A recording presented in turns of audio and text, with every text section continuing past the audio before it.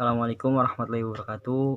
Perkenalkan, nama saya Taufik Ardiansyah, NIM 1804645, absen 18 dari Prodi PGSD Penjas kelas 5B.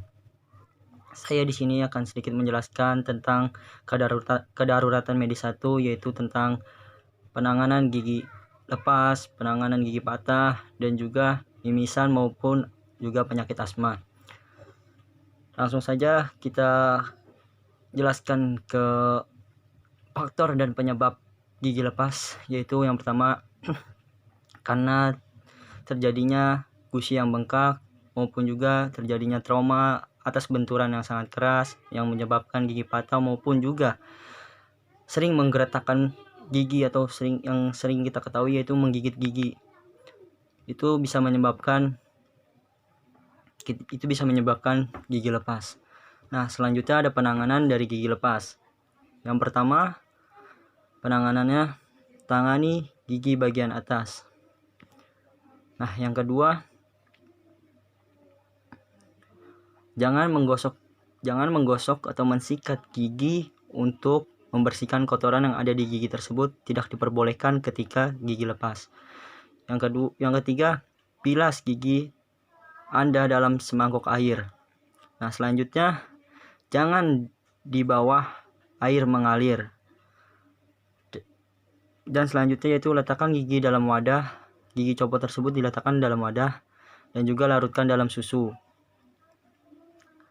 Mengapa dilarutkan ke dalam susu?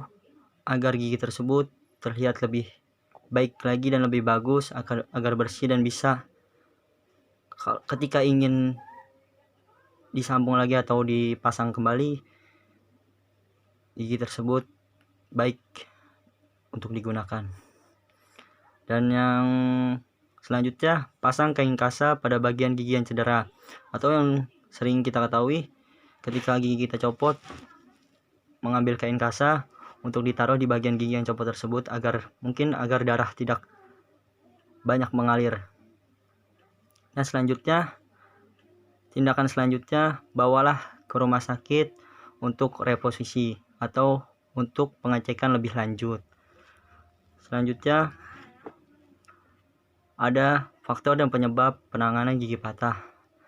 Dan faktor gigi patah mungkin sudah kita ketahui ya, dikarenakan adanya benturan di bagian gigi yang sehingga membuat gigi retak ataupun gigi patah terjadi. Dan di situ sering sekali kita ketahui dan kita temui ketika gigi patah. Faktor penyebabnya mungkin kecelakaan saat berkendara, kecelakaan saat berlari dan lain sebagainya tuh sering terjadi. Dan saya akan menjelaskan sedikit penanganan gigi patah, yaitu jangan panik ketika kita terjadi gigi patah, janganlah panik. Dan lanjut ke selanjutnya, yaitu patahan gigi jangan digosok atau disikat dan dilap dengan tisu, tidak diperbolehkan. Dan lanjut, rendam dengan susu di dalam wadah yang susu itu mempunyai nutrien yang dibutuhkan untuk menjaga agar gigi tetap terjaga. Mengapa harus di dalam wadah direndam susu tersebut? Ketika kita ingin memasangnya lagi, ingin menyambungnya lagi, gigi tersebut tetap terjaga dengan baik. Mungkin segitu. Dan selanjutnya yaitu, jika tidak ada susu, simpanlah di mulut, tepatnya di bawah lidah. Nah, simpan gigi tersebut di bawah lidah. Tujuannya agar tetap terjaga juga.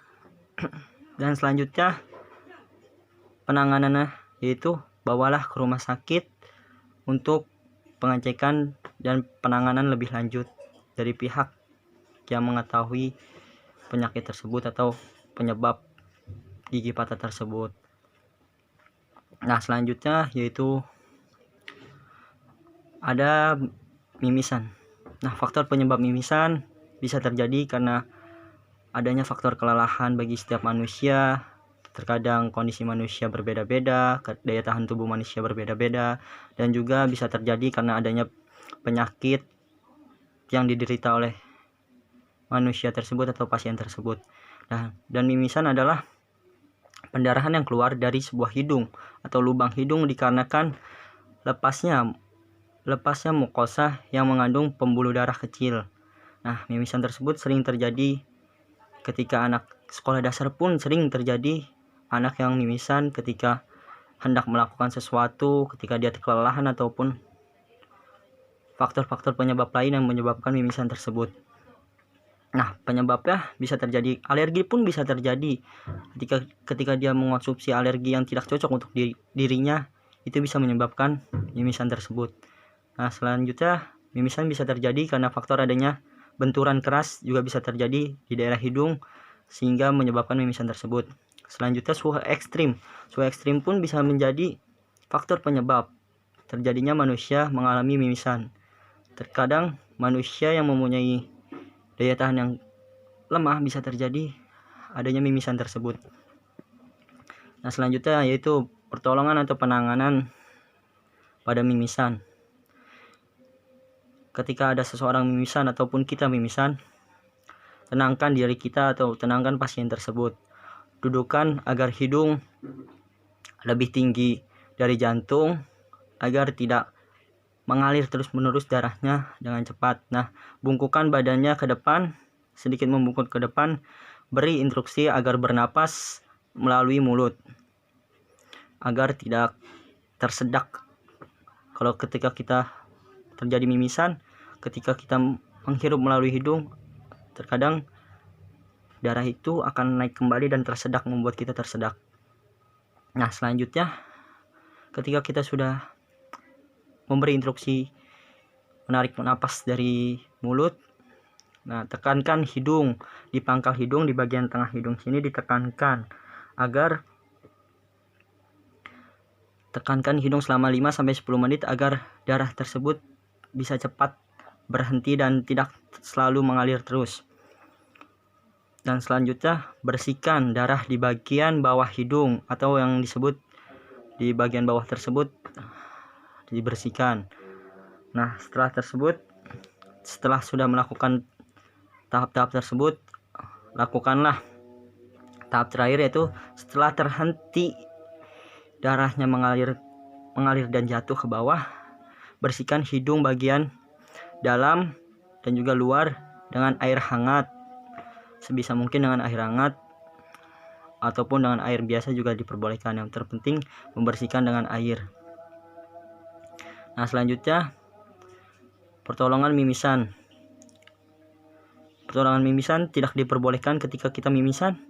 Kita mendangak ke atas, itu tidak diperbolehkan. Seharusnya kita ketika kita mimisan harus nunduk ke bawah agar kita tidak tersedak oleh darah yang mengalir ke atas tersebut.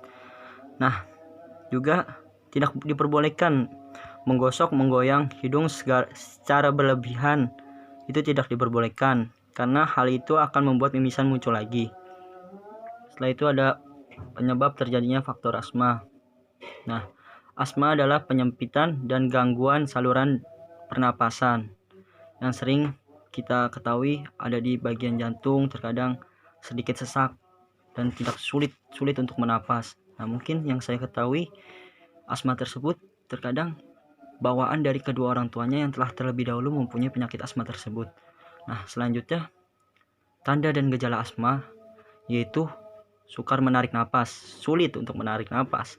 Terkadang kita yang seseorang yang biasa untuk menarik napas saja itu mudah dan merasa lega gitu ketika kita menarik napas dan mengeluarkan napas. Nah, itu ketika terjadi penyakit asma tersebut, setiap manusia yang terkena penyakit asma terkadang langsung sesak dan sulit untuk bernapas.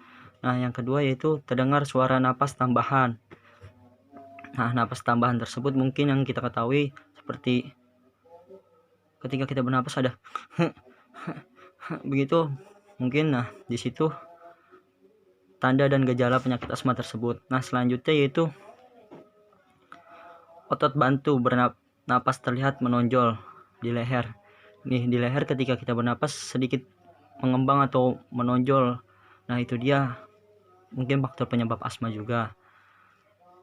Dan juga terkadang ketika asma itu kambuh, kesadarannya menurun. Itu yang membuat kita terkadang lebih lebih sulit untuk bernapas. Selanjutnya, penyebabnya yang tadi saya sudah sebutkan, mungkin faktor keturunan dan juga faktor lingkungan, faktor cuaca, dan juga faktor makanan yang dia konsumsi. Nah, selanjutnya ada penanganan asma. Penanganan asma yang pertama yaitu tenangkan korban. Nah, tenangkan korban terlebih dahulu. Atur dia untuk sebisa mungkin bernapas dengan tenang dan bernapas dengan nyaman agar tidak terlalu panik dan tidak terlalu menyasarkan dirinya untuk bernapas. Dan selanjutnya yaitu bawa ke tempat lebih sejuk agar lebih nyaman dan tenang. Dan selanjutnya ada posisi sesuai keinginan korban. Nah, kita usahakan seminimal mungkin korban itu nyaman dalam keberadaan posisinya agar tidak terlalu membuat dia tertekan dan sesak pada bagian pernapasannya tersebut. Nah, selanjutnya bantu korban untuk mendapatkan obatnya.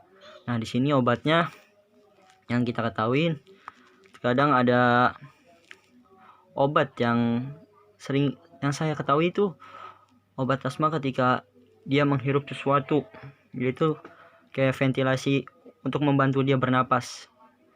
Dan juga ada obat satu lagi, mungkin saya kurang tahu obatnya, dan itu pun bisa membantu meredakan asma tersebut agar seseorang pasien yang pengidap asma lebih mudah untuk bernapas dan juga lebih nyaman untuk bernapas dan melakukan kehidupannya seperti biasa dan tidak sakit di bagian pernapasannya ketika bernapas. Mungkin sekian yang dapat saya jelaskan. Mohon maaf bila ada kesalahan kata, kesalahan dalam menjelaskan dari ketiga aspek tersebut, kedaruratan medis satu tersebut. Mohon maaf bila ada kesalahan. Terima kasih. Wassalamualaikum warahmatullahi wabarakatuh.